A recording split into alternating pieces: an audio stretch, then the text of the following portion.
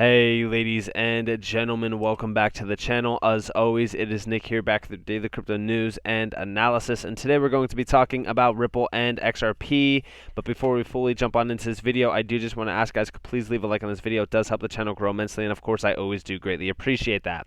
Now with that being said, we have been watching Bitcoin closely. I'm going to actually update you guys on the market structure later, but when we are talking about XRP, trading volume has been up significantly, hitting 150+%.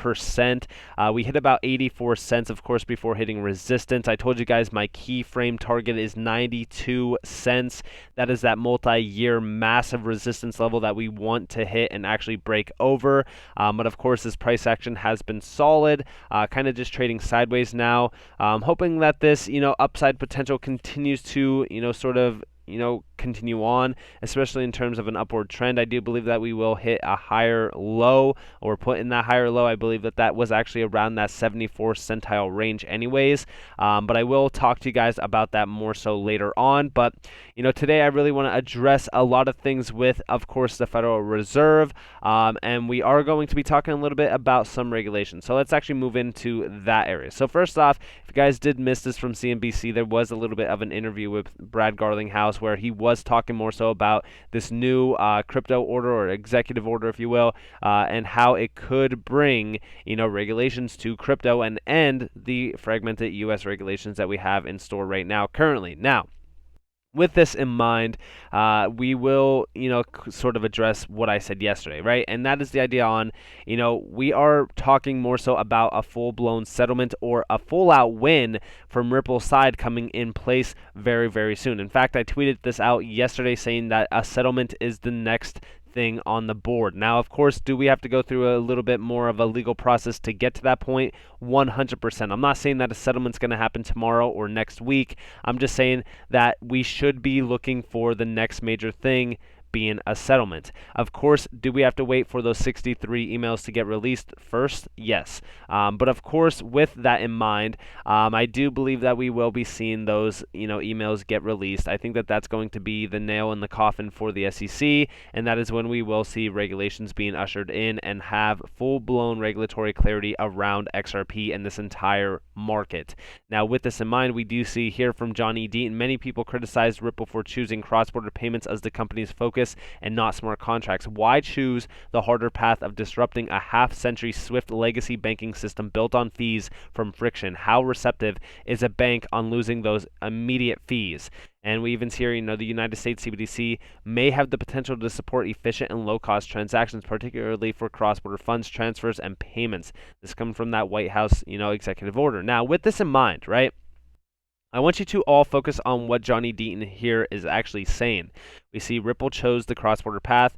Vitalik Buterin, staying with Ripple CTO, was aware of the decision and saw an opportunity to go the other way with smart contracts, and Ethereum was born. Cross-border is a big deal, but Tim Draper called it.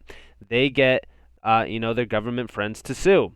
And we even see, facts are facts. Now, with all of this in mind, right? So first off, I've addressed the idea that this case was clear 100% corruption.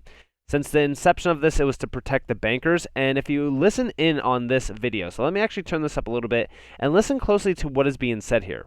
Jamie and JP Morgan, what do you think is going to be the thing that they will have to change the most or lose market share and somebody else is going to do better, faster, serve their clients better than JP Morgan or Goldman Sachs? You can just hear the bankers panicking right now.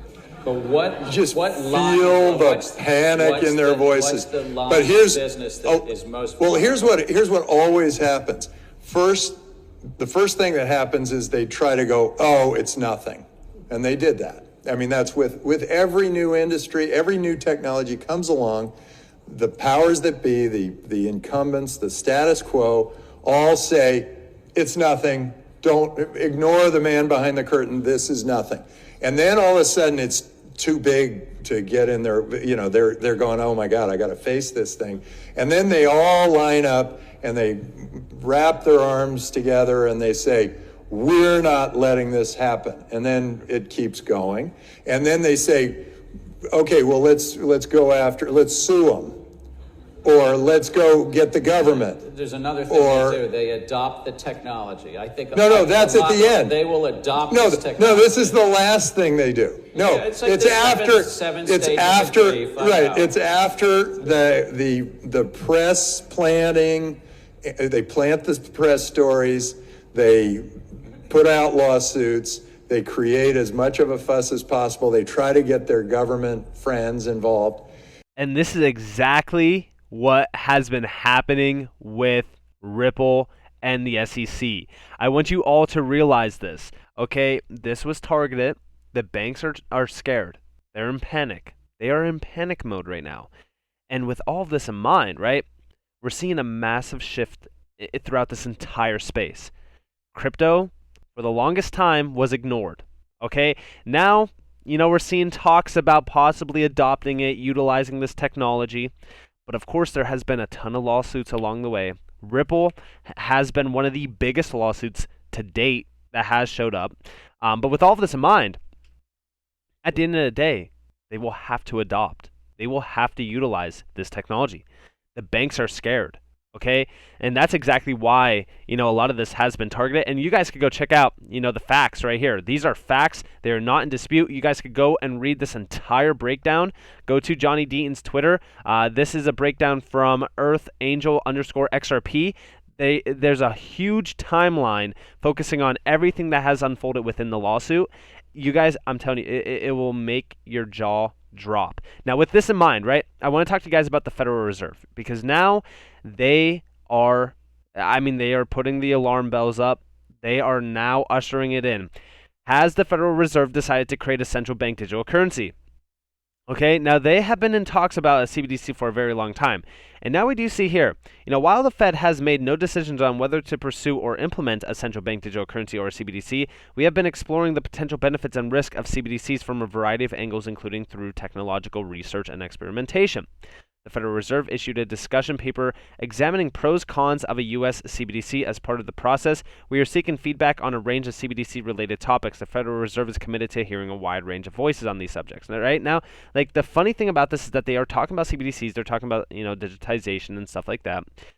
But when we are looking back in time, we see so much unfolding. Ripple partner ACI Worldwide featured in Federal Reserve's new FedNow service provider showcase. ACI currently supports 17 real-time domestic schemes around the world, including Zelle and TCH in the U.S. and FedNow as it moves towards production. Right, and here you guys have it. ACI Worldwide offers ACI low-value real-time payments to organizations adopting, of course, the FedNow service. And then we also see here, this one seals the deal for me. Euronet and the Ripple Connected REN payments platform featured by Federal Reserve's FedNow showcase. Real-time cross-border payment capabilities of Euronet using payments rails of Euronet's RIA and Z, both Ripple powered. And here you guys have that. Euronet Worldwide Inc. and its REN payments platform featured in the Federal Reserve's FedNow service provider showcase, followed by, of course, here's the breakdown of it. They're talking about ISO 222, digital payments in general. This is for quickly, real-time, frictionless payments. A lot of these buzzwords always bring me back to Ripple, but all of this does not matter at all, because when we are looking into the remittance transfers under the Electronic Fund Transfer Act Regulation E from, of course, the Federal Reserve themselves, we go and look at XRP. Here we have this labeled down here. Now, this is talking about remittance transfers in general and really kind of disrupting this massive global infrastructure of SWIFT, if you will. And they're really kind of talking about cross-border payments here as well, really kind of seeing the growth of this and trying to have this, massive market that's $156 trillion be fully disrupted. And we do see here, and the continued growth and expanding partnerships of virtual currency companies such as Ripple, which also offer both a payments messaging platform to support cross-border money transfers, as well as a virtual currency XRP, which can be used to affect settlement of those transfers. Now, not only that, but we've talked about XRP's main use case here. It's not just as a bridge currency. It's not just to, bring those efficiencies. XRP is so much bigger than that in terms of the variety of use cases that it could actually provide for Ripple customers. But when we are talking about, XRP and Ripple being mentioned on a lot of these reports, I mean, like, there's no other company labeled here at all. They are realizing Ripple's, overall technology. I mean, we do see even Ripple labeled down here. The Bureau also believes that expanded adoption of Swift's GPI product or Ripple's suite of products could similarly allow banks and credit unions to know the exact final amount that recipients of remittance transfers will receive before they are sent. They are mentioning Ripple. They know Ripple's name. They know XRP as a token as well. They understand the efficiencies that XRP is really providing, especially those RippleNet, customers. I always said, like, 30 to 60+% savings on fees. Like, that's absolutely massive. But all of this brings me back to this as well. Okay, and here we have US FedNow instant payments, end-to-end instant payment processing through FedNow or cloud or yours. 2023 FedNow Instant Payment Service launch. FedNow will be here soon. The Federal Reserve's new service will enable individuals and businesses to send and receive account-to-account instant payments 24/7, 365, and will be available to all depository institutions in the U.S. by 2023. Now, to really kind of connect the dots here, I've shown you guys the key partners with Volante. More so, we even talk about, Ripple and XRP. Because I showed you guys the schematics with, of course, Volante with Ripple. You guys can see the features here, easy to integrate and extend, advanced instant payment technology. We even see, your trusted, proven instant payments partner. And of course, here's some of those major, players that are behind Volante. The best part about Volante is Volpay, right? It's powered with, of course, Ripple. And the funny thing about the FedNow service, the best part about all of this is the idea of real-time instant payments. We're talking about instant settlements. All of this brings me back to one key player that Volante has direct connections with, and I believe that we could see a solution with them. I don't know if they have it here. I do know that Volpay is a huge key with, of course, Ripple. But when we are talking about everything that has been happening within the payment scene, cross-border payments and stuff like that, I know for a fact that when we are seeing things unfold with real-time payments, instant settlement and stuff like that, that some sort of crypto technology would have to be implemented through maybe a DLT, right? Ledger technology is huge within that area of expertise. And, even when we are on the basis of ledger technology, like, we could even see CBDCs being issued on private ledgers like that are decentralized ledgers. Even the XRP ledger could facilitate that. But the products that Volante is really kind of, offering, for an example, like Volpay, right? Cloud native payment solutions for banks and financial institutions. 100+ financial institutions of all sizes worldwide power their payments processing with Volante and Volpay. I want you all to realize this, right? So first off, real-time instant payments, okay? Real-time instant payments, ISO 222, and modern cross-border schemes are revolutionizing clearing and settlement. Okay, now the funny thing with Volpay, you guys can see the benefits and all that kind of stuff. It's the same exact benefits. Let's go back real quick. Same exact benefits that we are seeing here for, the FedNow service. And you guys do see, features, Swift, GPI, Ripple, Visa, B2B, and more. Yeah, here's that Volpay Ripple processor module, speeds integration to the Ripple Global Settlement Network. Now, the funny thing about this is I want you guys to realize that, when we are comparing Ripple to the Swift GPI, Visa B2B, or even, other ones, they are not seeing the bigger picture that they could see with, Ripple. This is exactly why I do believe that Ripple will be utilized over anything else. It's just because the efficiencies that Ripple does offer those clients that are utilizing RippleNet technology or just kind of utilizing, RippleNet by itself without XRP. But if you combine it with XRP, the efficiencies are just incomparable compared to anything else. But this is also a massive amount of money because you are seeing what they are processing, right?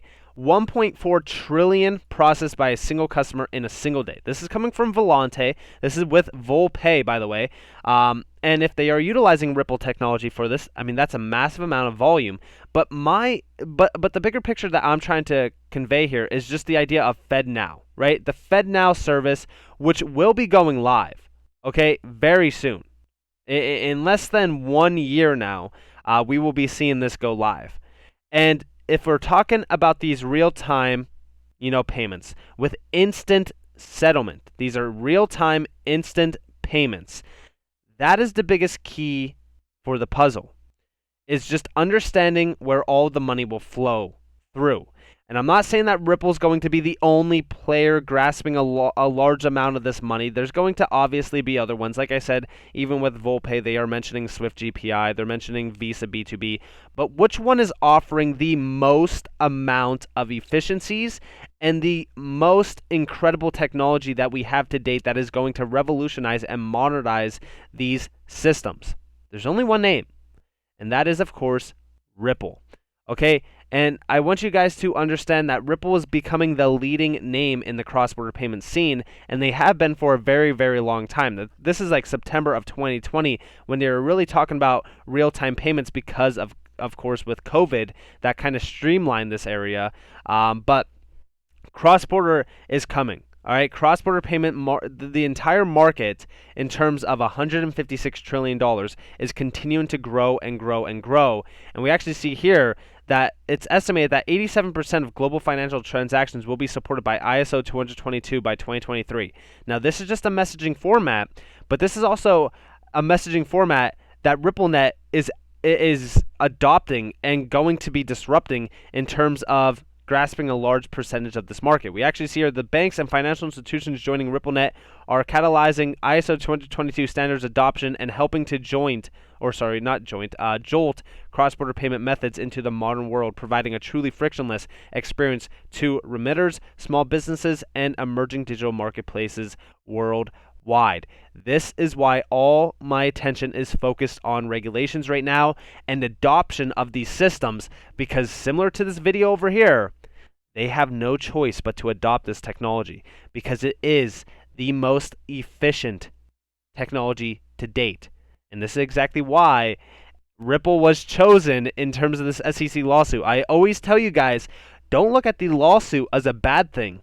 Look at the reasons why they targeted Ripple out of all, or I shouldn't say Ripple, but XRP as a token out of the 18,000 plus tokens, in this market. You got to look at the bigger picture here. So with that being said, I hope that you guys enjoyed this video. If you guys did, definitely leave a like, subscribe, turn notifications on. If you guys want more free content, you guys are more than welcome to follow me on Twitter and join the free Discord down in the description below. As always, I hope that you all have a beautiful day or a beautiful night wherever you guys are in this beautiful world. This has been Nick. Peace out, guys.